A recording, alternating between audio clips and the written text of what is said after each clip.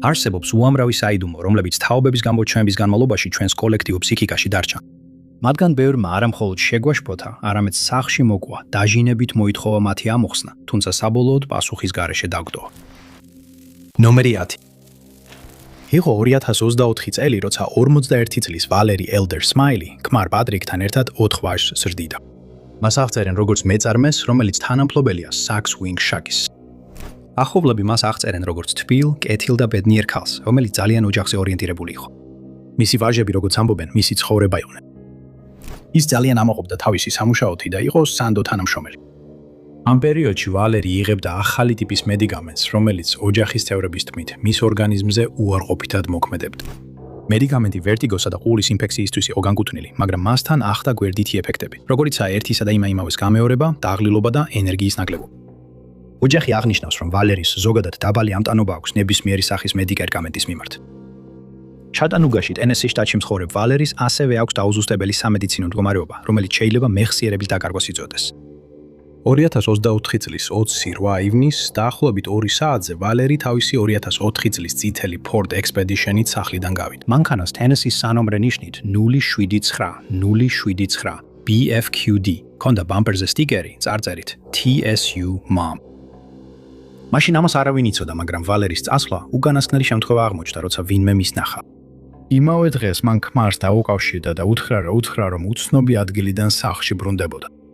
ის სახლში აღარ მისულა. ბოლოს პატრიკი სახლიდან გავიდა და შვილის ბეისბოლის თამაშზე წავიდა, იმ იმედით, რომ ვალერი მოგვიანებით შეუერთდებოდა.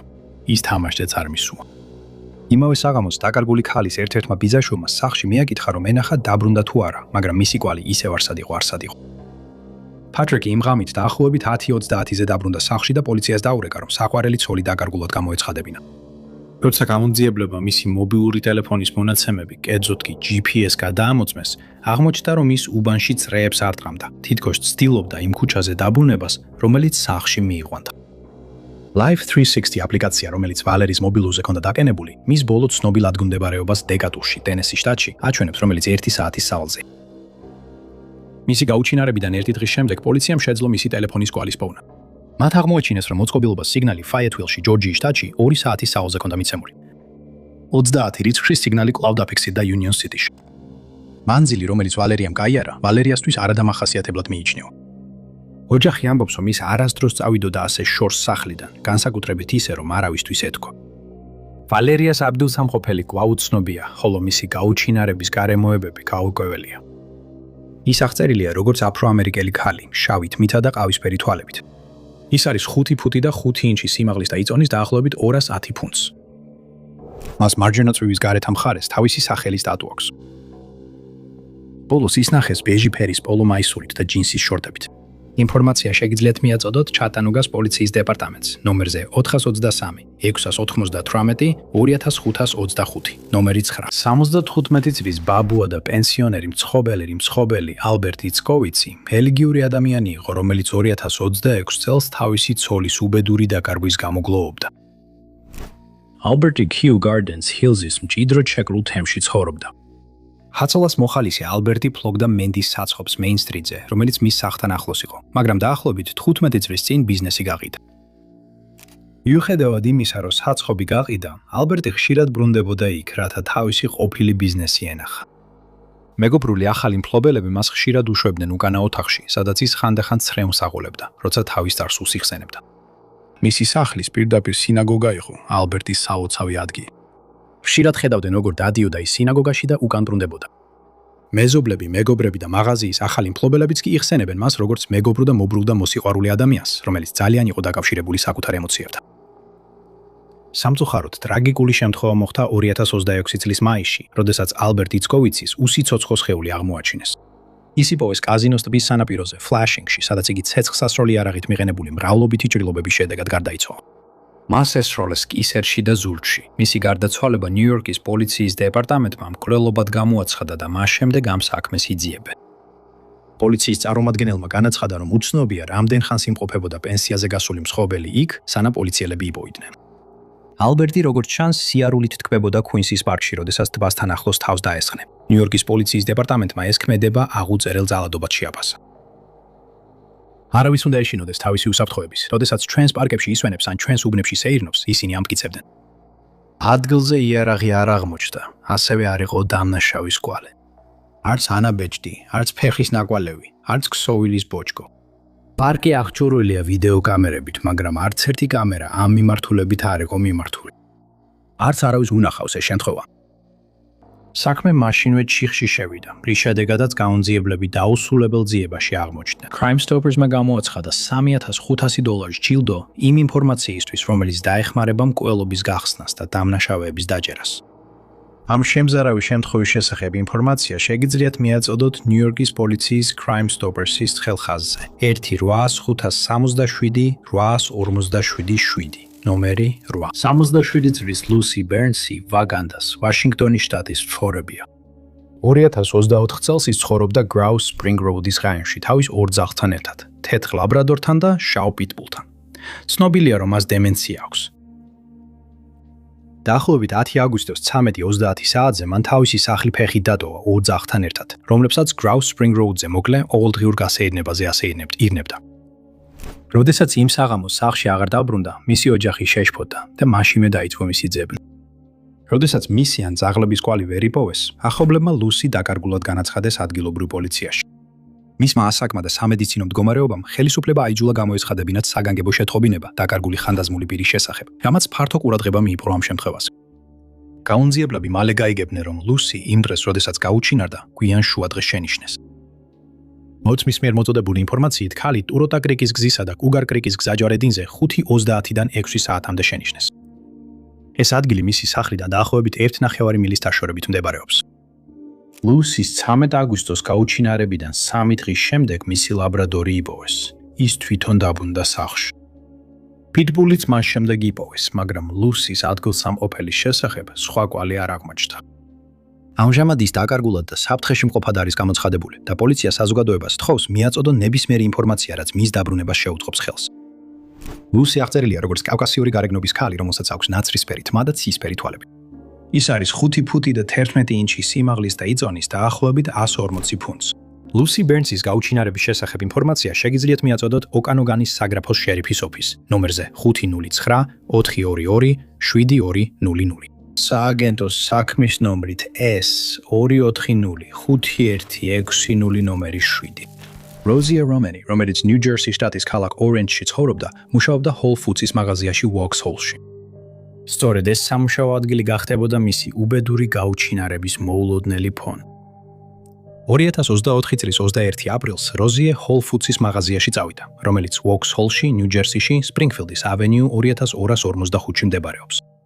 მან ჩვეულებრივად იმუშავა თავის სხვაში და თანამშრომლების თქმით ჩვეულებრივად გამოიყურებოდა. თუმცა დახურვის დროს აშკარად რაღაც რიგზე ვერ იყო. როზიე არსად ჩანდა. ის თავის საცხოვრებელში არ დაბრუნებულა, ხოლო მისი მანქანა ავტოსადგომზე დარჩენილი იყო. მხოლოდ 3 დღის შემდეგ, როცა ოჯახის ერთ-ერთმა წევრმა შენიშნა, რომ მამაკაცი არავის ეკონტაქტებოდა, მისი დაკარგვის შესახებ ნიუ-ჯერსის შტატის იუნიონის პოლიციის განყოფილებას აცნობა. შემდგომმა გამოძიებამ აჩვენა, რომ მიუხედავად იმისა, რომ როზიე იმ დღეს ჩვეულებრივად გამოიყურებოდა, რაღაც უჩვეულო მოხდა. მისი გაუჩინარების დღეს დაახლოებით 15:40 საათზე როზიემ მოულოდნელად დატოვა სამუშაო ადგილი. ის ფეხით შენიშნეს სადგომზე, როგორ მიდიოდა ჰობისკენ, რომელიც 70-78-ს ესაზღვრება მის სამუშაო ადგილთან ახლოს. იუნიონის პოლიციის დეპარტამენტმა ტერიტორია საფუძვლიანად გაჩხრიკა სამძებრო ძაღლების დანაყოფების დახმარებით, მაგრამ როზიეს ადგილსამყოფელის შესახებ სხვა კვალი ვერ აღმოაჩინეს. დაკარგული მამაკაცის მობილური ტელეფონი მას შემდეგ ან გამორთულია, ან სავარაუდოდ ბატარეა დაუჯდა. როზიე რომენი აღწერილია როგორც აფრო-ამერიკელი მამაკაცი, რომელსაც აქვს მელოტი თავი და ყავისფერი თვალები. ის არის 6 ფუტი და 2 ინჩის სიმაღლის და იწონის დაახლოებით 190 ფუნტს. ამბობენ, რომ მას აქვს რამდენიმე დაუზუსტებელი სამედიცინო მდგომარეობა და სჭირდება მედიკამენტები. ბოლოს ის ნახეს ნაცრისფერი პერანგით, ლუჯი ჯინსებით და შავი Whole Foods-ის ბეისბოლის ქუდით.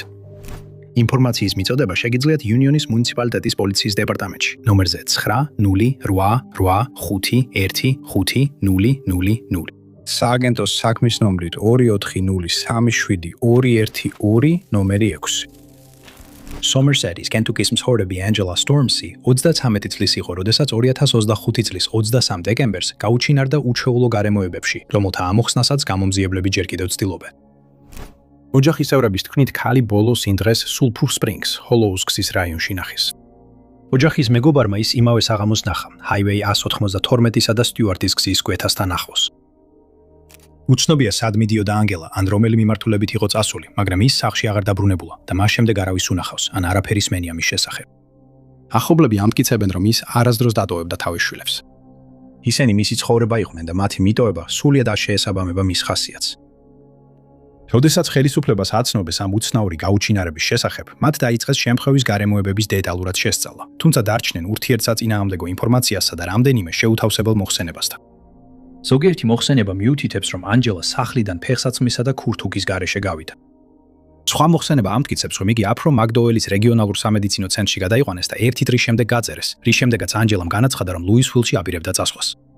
ეს მოხსენებები ანჯელას გაუჩინარების დროს სამ სხვადასხვა ადგილას აყენებს, რაც გამონძიებას ართულებს. ბოლო ცნობილი ადგილებიდან არც ერთი არ დადასტურებულა. ოჯახის წევრებმა მას შემდეგ დაიწყეს ფლაიერების დარიგება და დაკარგული ადამიანის პლაკატების მიმაგრება ლამპების ბოძებზე მთელ სომერსეტში. ისინი ძალიან შეშფოთებულნი არიან მისი კეთილდღეობით და მიაჩნიათ, რომ რაღაც არასასურველი მოხდა. GoFundMe კამპანია დაიწყო ახლობლებმა იმ იმედით, რომ საკმარისი თანხა შეგროვდება ჯილდოს მისაცემად ყველასთვის, ვისაც ინფორმაცია ექნება ანგელა სტორმის ადგილსამყოფელის ან გაუჩინარების გარემოებების შესახებ. GoFundMe კამპანიას ქვია Hope for Angela Reward Fund. ამ გაუჩინარებასთან დაკავშირებული ინფორმაცია შეგიძლიათ მიაწოდოთ პულასკის ოლქის შერიფის ოფის ნომერზე 606667 785145 ნომერი 5.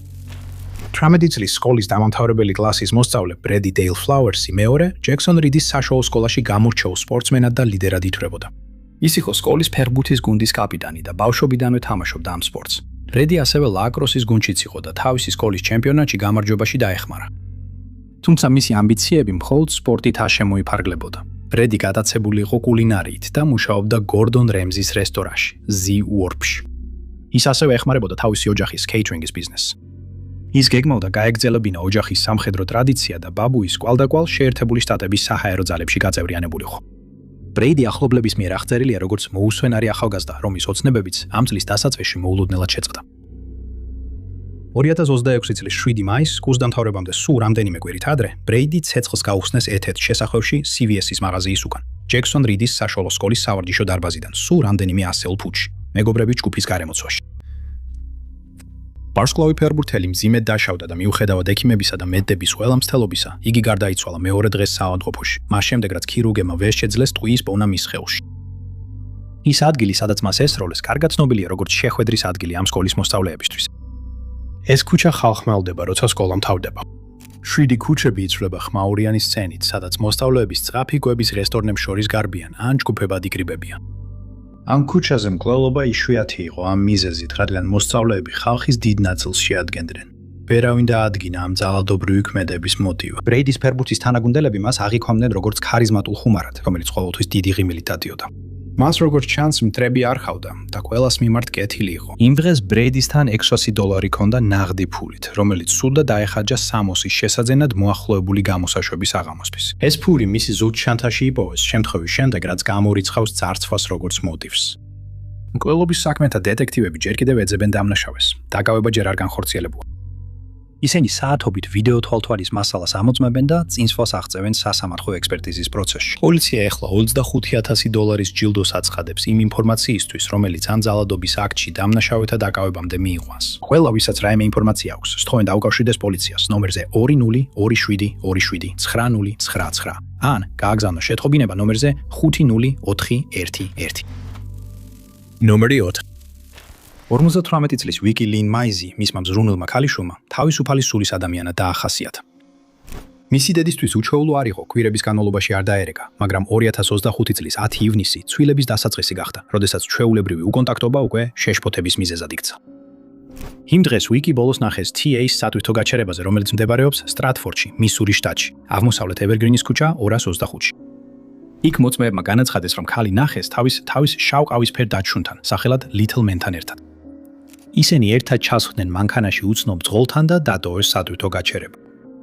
მას შემდეგ ვიკი და Little Man-ი აღარავის უნახავს. ოჯახის წევრები ვარაუდობენ, რომ მას შეიძლება ქონდეს პატარა ედლი, რომლითაც თავის ძაღლს დაადარებს, ასევე კარავს. ასევე ვარაუდობენ, რომ ის შეიძლება დასავლეთისკენ მიდიოდეს. ძებნისა და გამოძიების მიუხედავად, ვიკი კვლავ დაკარგულად ითვლება და მისი გაუჩინარების გარემოებები გაურკვეველია. მისი აღწერით, მას აქვს ყავისფერი თმა და მწვანე თვალები. მისი სიმაღლეა 5 ფუტი და 11 ინჩი, ხოლო წონა დაახლოებით 210 ფუნტია.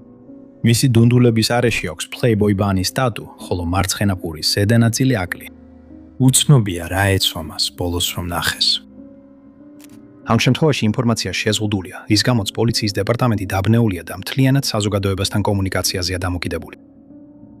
გაუნძიებლები იმედოვნებენ, რომ ნებისმიერი დანახვის შესახებ ინფორმაცია, მინიშნება, შესაძლო კვალი მათ მიაწვდიან და სწორ მიმართულებას აჩვენებენ. Wikimize-ის გაუჩინარებასთან ან ამ შემთხვევის გარშემო არსებულ გარემოებებთან დაკავშირებული ინფორმაციამ შეგიძლიათ მიაწოდოთ Stratford-ის პოლიციის დეპარტამენტს ნომერზე 417 736 4000. სააგენტოს საქმის ნომერია მითითებული როგორც 2510 251 1090. ნომერი 3. კალდუელის აიდაჰოს მცხოვრები ფულტონ ინგალს მაგინი 2024 წელს მეგობართან ერთად გაემგზავრა მოგზაურობაში, მაგრამ იქიდან აღარ დაბრუნებულა. ეს იყო 19 ივლისი, მოგზაურობის შუაგულში, როცა მას და მის მეგობარს მცირე უთანხმოება მოუვიდათ უცნობ თემას. უთანხმოება გადაიზარდა 9 კამათში, რის შედეგადაც ფულტონი მარტო დატოვეს. მისმა მეგობარმა უარი თქვა მასთან ერთად მოგზაურობის გაგრძელებაზე და არც სახლში დაბრუნებაში დახმარება ისურვა. 37 წლის ფულტონი ბოლოს მეგობარმა ნახა Pilot Travel Center-ში, ვინემუგაში, ნევადა.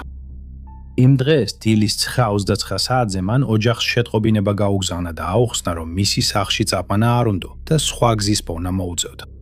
სახლში დაბრუნების იმედით ფულტონი გამლელ უცნობებს დახმარებას თხოვდა. არსებული ინფორმაციით ის შენიშნეს, როცა უცნობ ადამიანებთან ერთად მანქანაში ჩაჯდა. ეს იყო ბოლოს შემთხვევა, როცა ვინმე მის ნახა ან რამე გაიგო მის შესახებ. როდესაც მამაკაცი რამდენიმე დღის განმავლობაში სახლში არ დაბრუნდა, მისმა ახლობლებმა შეშფოთება გამოხატეს და დაკარგულად განაცხადეს. შემდგომმა გამოძიებამ მისი ტელეფონის კვალი დაადგინა, რომელიც ბოლოს ელკოს მიმართულებით დაფიქსირდა. გამოძიებლებმა დაადგინეს, რომ მისი სადებედო ბარათი ბოლოს ელკოს გარეთ მდებარე ბენზინგასამართ სადგურზე იქნა გამოყენებული. ფულტონის ადგილსამყოფელის კვალი სწორედ აქ წყდება. დაკარგული მამაკაცი აღწერილია როგორც კავკასიური გარეგნობის მამაკაცი, ყავისფერი თმითა და ცისფერი თვალებით. ისი სიმაღლეა 5 ფუტი და 11 ინჩი, ხოლო წონა 145-დან 155 ფუნტამდე. ამბობენ, რომ მას აქვს ნაიარევი მარჯვენა იდაოზე და მარჯვენა ფეძოზე. ფულტონს ასევე აქვს ხალი მარჯვენა ლოყაზე და წითელი დაბადების ნიშანი ყურის უკან. ბოლოს ის ნახეს შორტებით, მაისურით და დიოპტრიანი სათვალით.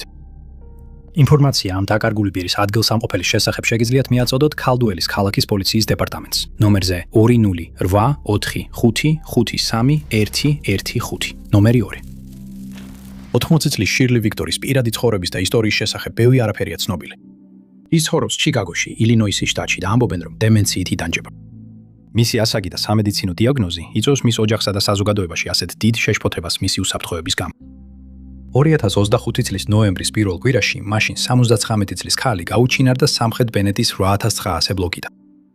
ის მოგვიანებით იპოვეს და უსაფრთხოდ მიიჩნიეს 2026 წლის 21 მარტამდე, როდესაც ის მოულოდნელად მეორედ გაუჩინარდა.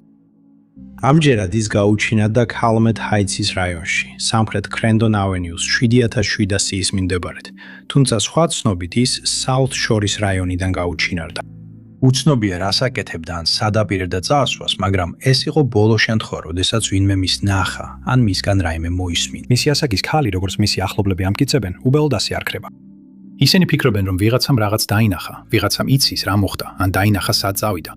შირლი აღწერილია როგორც აფრო-ამერიკელი ქალი, რომელსაც აქვს ნაცრისფერი ყავისფერი თმა და ყავისფერი თვალები. ის არის 5 ფუტი და 2 ინჩი სიმაღლის და იწონის დაახლოებით 100 ფუნტს. საქმე კვლავ გადაუჭრელია და მასზე არსებული ინფორმაცია შეზღუდულია. ინფორმაცია ადგილსამყოფელის ან გაუჩინარების გარემოებების შესახებ შეგიძლიათ მიაწოდოთ ჩიკაგოს პოლიციის დეპარტამენტის მეორე რაიონს, ნომერზე 312 747 5789, სააგენტოს საქმის ნომრით JK 191049. ასევე ინფორმაციის მქონე პირებს შეუძლიათ დაუკავშირდნენ პირველი რაიონის დეტექტივებს ნომერზე 312 747 838 ან დარეკონ 911-ზე. Number 8.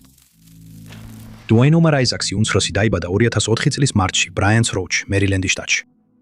პროფესიულად ცნობილია როგორც Have Heaven Motion-ი. 22 წლის რეპერის ენერგიული სტილის კარიერა დაიწყო 2022 წელს სიმღერის I'm Sad გამოშვებით. შემდეგ მან კიდევ რამდენიმე რეპ სიმღერა გამოუშვა სწრაფი ტემპის ინსტრუმენტული ფონით. ის ცნობილია თავისი ჰიტებით Sorry Ma, Romantic Trapper, ასევე სიმღერებით Drug and Thug და Kelani's ტრეკის Folded-ის რემიქსით.